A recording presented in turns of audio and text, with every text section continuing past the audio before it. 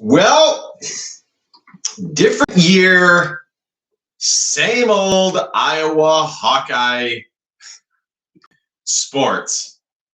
Same old Iowa Hawkeye football, guys. Unbelievable. Well, actually, let me rephrase that. It's not necessarily same old Iowa football, but it is same old Iowa Hawkeye offense. Not much has changed, and this is incredibly difficult to watch. I'm surprised. I'm just shocked. I don't know how you can go an entire year. You hire this person, John Budemeyer. You switch this guy, and it's the same old. Let me tell you something. If the Iowa Hawkeyes didn't have Phil Parker and the Iowa Hawkeyes defense, the talent that they have on defense, they would be in so much trouble. They would be so screwed. Now, credit to South Dakota State for coming out here and competing with the Iowa Hawkeyes. But if Iowa did not have Phil Parker, they would be in so much trouble. I'm going to go ahead and look at the stats. I made a mistake, guys. I usually go live through Zoom so I can share the screen. It's been a year since I've done live. If you want to send in a comment, you can do that, as the channel is now past 1,000 subs. But I will just share with you guys the stats. Next time when I go live at the end of the game, I will have it through Zoom, and you guys will be able to see the screen that I'm looking at.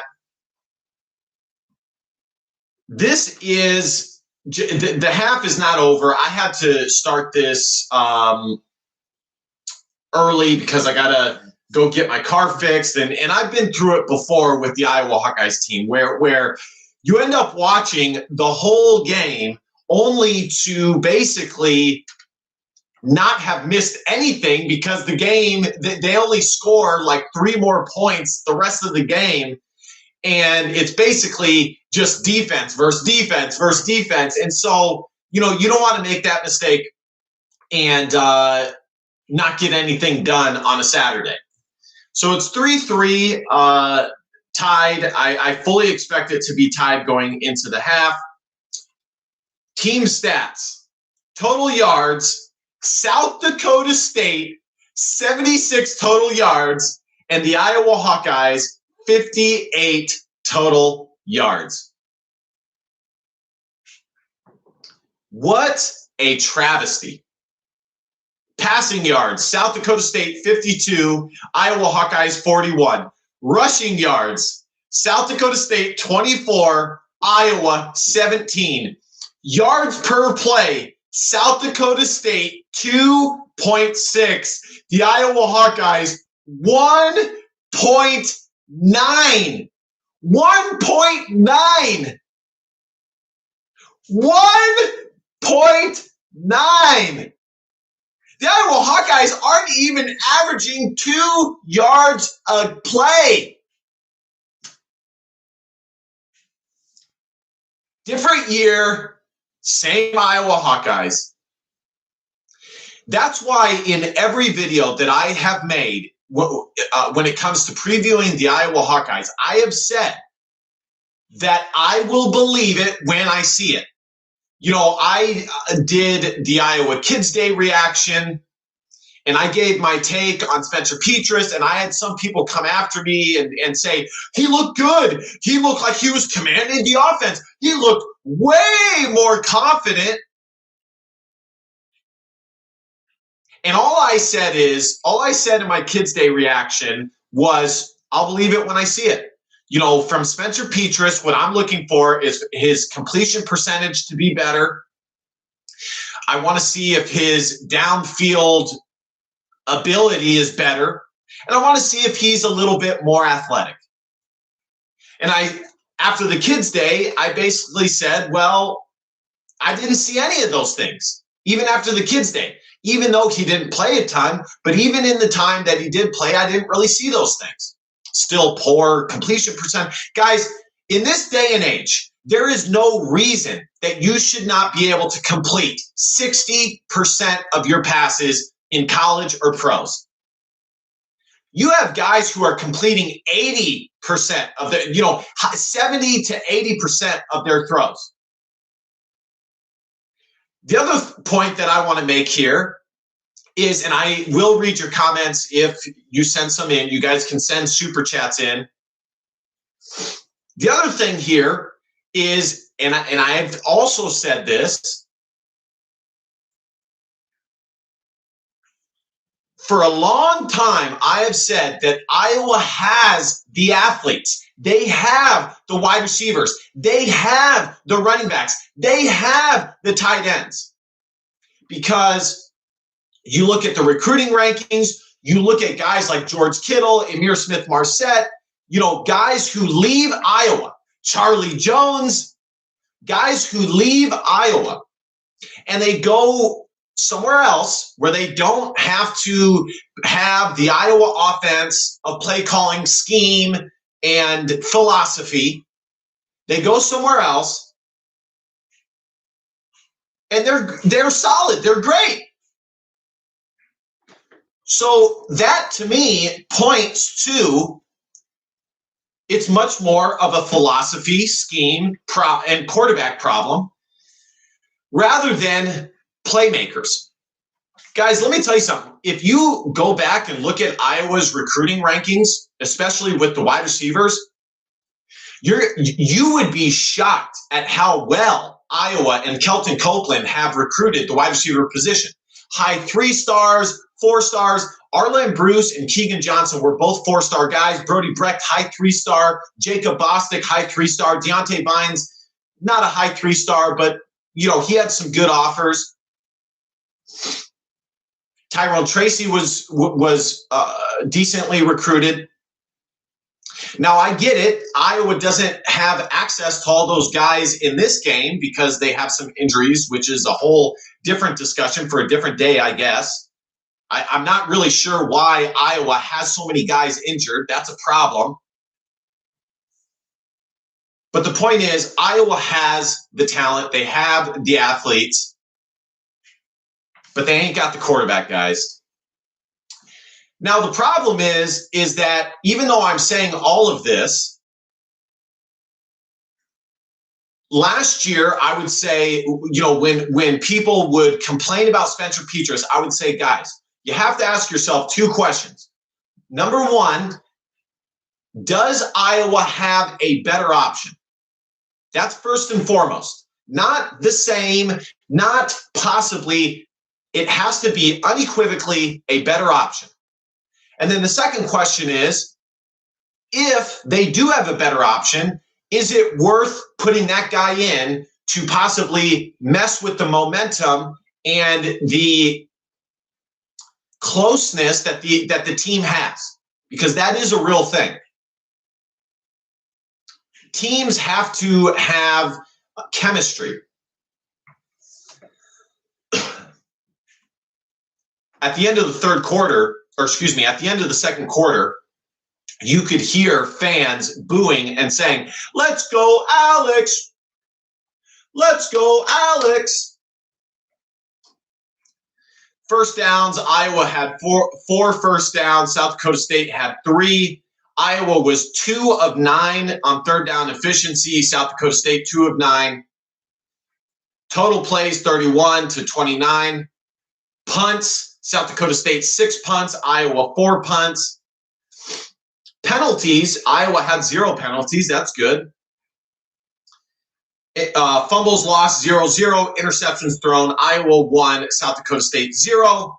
Time of possession, South Dakota State 16-09. Iowa 13-5-1. Just a travesty. Spencer Petras is 6 for 15 41 yards, 1 INT. LaShawn Williams has 31 yards, 3.1 yards per carry.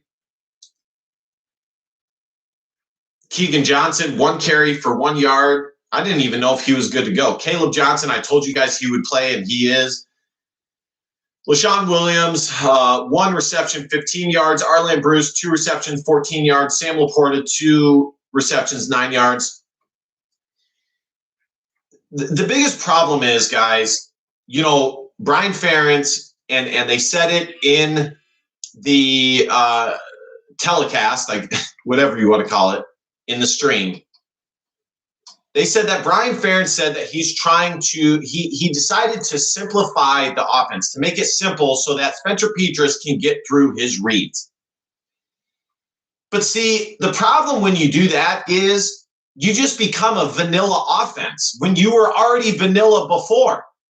So Iowa, there's no sexiness. It's either, okay, this is going to be a run. Okay, this is going to be a pass. He's in shotgun. This is definitely going to be a pass. Okay, outside zone, shotgun pass, under center pass. There's no creativity to the offense. It's just, this is what it's going to be. And that's what it's been. All right, guys, we'll see how this shakes out. This game is way closer than it should be. Way closer than it should be. This is scary. I did not think it was going to be 3-3 at half. This is not shaking out well. We've seen it in years past with Northern Iowa. We saw it with North Dakota State. This is not shaking out to be good. So just a travesty, guys. A total travesty, this offense. Oh, man. All right, I'll read some of your guys' comments here. Like I said, you guys can send super chats if you want. Gabe Forbes, geez, agreed. Tom Hartle, the offense has been truly offensive. I see what you did there. I like that. Gabe Forbes, Petras ain't it. Been saying this since last year. Agreed. But as I've said many times, is there a better option? I'm not sure there is. Because Alex Padilla looked just as mediocre last year. I agree Petras doesn't look good. He doesn't look improved. But is there a better option? I would say no at this point. I think the bigger problem is Brian Ferentz. I think he is the way bigger problem. I don't think any quarterback can be successful in his scheme. It's so vanilla. It's so boring. There is no creativity. It's either it's going to be a run, outside zone, quarterback sneak. There's no creativity. Michael Moore, you can't put this all on Petras. This O-line has been bad, but that pick is inexcusable. Need to put Labus in and see if it lights a spark. I like that. I said at the beginning of the year I would go with Labus, because at the end of the day, is it possible that it would be any worse than what we're currently seeing? I would argue no. And I think Labus, his upside is phenomenal, so I would go with Labus. But we know that's not going to happen. Iowa would never take a risk like that. Never. Tom Hartle. Agreed, Gabe. Spencer Petras has been awful. He was bad last year and doesn't appear to have improved at all. CJ Smith. Bright spot is defense. Yeah, the defense is elite, guys. Hopefully Justin Jacobs is okay. The defense is elite. I expect this defense to be a top 10 defense nationally this year. They're loaded on every phase of the ball. Loaded. The D needs to score, Tom Hartle. Joseph Walters, good to see you, Joseph. Charlie Jones has 3 times more yards in a game than we do in a half. Man, so true. So effing true. Deck, extend Brian Ferentz. Joseph Walters, the offense needs to score. Our D just needs to stop them from scoring. Michael Takahashi, why is Iowa's offense so poor? It's just the philosophy from top to bottom, from Kirk Ferentz to Brian Ferentz, it's just bad. There's no creativity. There's no imagination. The offense is totally vanilla. And I don't think it's the playmakers. I think it's, I think it starts there. I remember I heard someone say, if you look at like a kitchen, you wouldn't blame you wouldn't blame the sous chef, or excuse me, you wouldn't blame the head chef. Ultimately, the sous chef is making all the decisions. They are telling the chef how to make the food. And how this pertains to this is Kirk Ferentz basically tells Brian Ferentz how to prepare the food, how to prepare the football team and get ready. And I think there's some truth to that. I don't think it's all Brian Ferentz. I think it's partly him. It's all the way through, all the way through. It feels like for many years it's been our Achilles heels. So true. Joseph Walters, because we can't have nice things. Yeah. But, is there any team that has more unhappy? Is there any 10-win team that has more unhappy fans? And I'm not saying it's not that we're wrong for being unhappy, but, anyways. But like, say, Wisconsin, their offense is not college football playoff level, but still good enough for some years to get them to a Rose Bowl. True. Michael Takahashi, but the defense will play this year will be tough. Think about Wisconsin, Michigan, etc. Joseph Walters, yeah, we ain't scoring much this year unless big changes happen, which never happens for Iowa. Yeah. Just got here, fellas, but my God, the offense sucks. It does, guys. So anyways, I'm going to wrap it up here. I got to take my car into the shop. Got to get something taken care of. Thank you guys for hanging here. Again, if you guys ever want to send super chats, you guys can do that. I will go live at the end of the game, do a live post game. And I really do appreciate all of you guys. The channel has grown massively. I always say this, Iowa fans are the best in the country. You guys are truly the best, and I thank you. All right, guys, I will see you guys after the game in the post game. DBAP, don't be a pussy, Willow. Facts are feelings because your feelings don't matter. Love you guys. See you guys at the end of the game. Bye-bye.